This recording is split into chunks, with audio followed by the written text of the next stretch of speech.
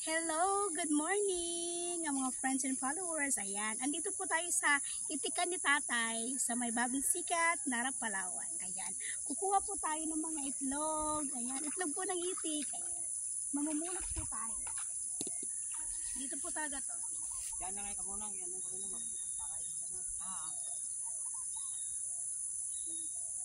Ito talaga bagong harvest. Ayan.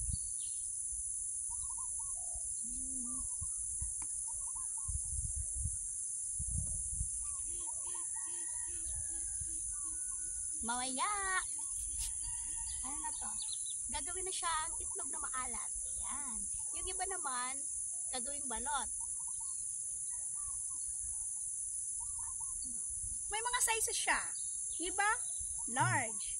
Yung iba naman, small. O, diba? Ang isa-isa yung mamulot dito ng ano.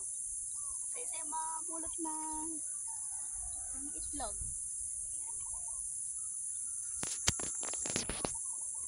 Ganito ang buhay bukid. Ayan.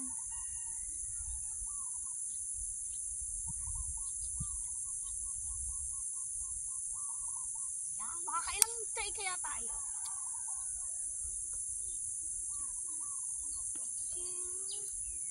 Yan na naman yun.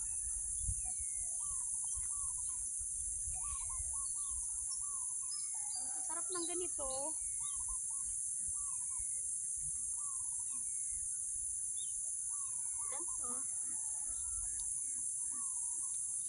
Yes!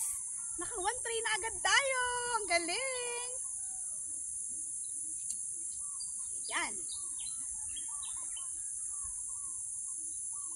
Sarap na feeling yung namimilit, namumulot ka lang ng itlog. Nakakatuwa. In the future, magkakaroon din ako nito. It's my dream. Ayan. Ay, grabe.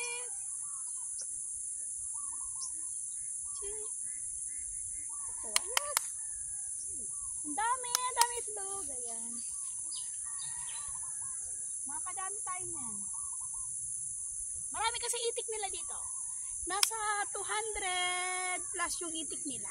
Mamaya, pagkapurot natin ng mga itlog dito, punta naman tayo sa mga itik. Ayan.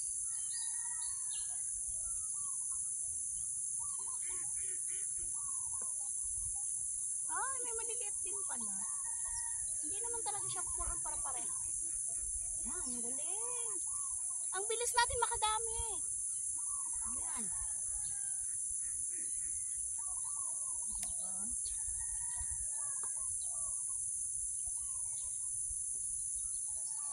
Simpleng buhay. Makabenta ka lang ng ilang tray. Oy, may pangkain ka na. May pambili na ng bigas. Ang saya. Ang saya-saya. Ah, diba? Bongga. Ayan. Naka, 2 tray na agad tayo.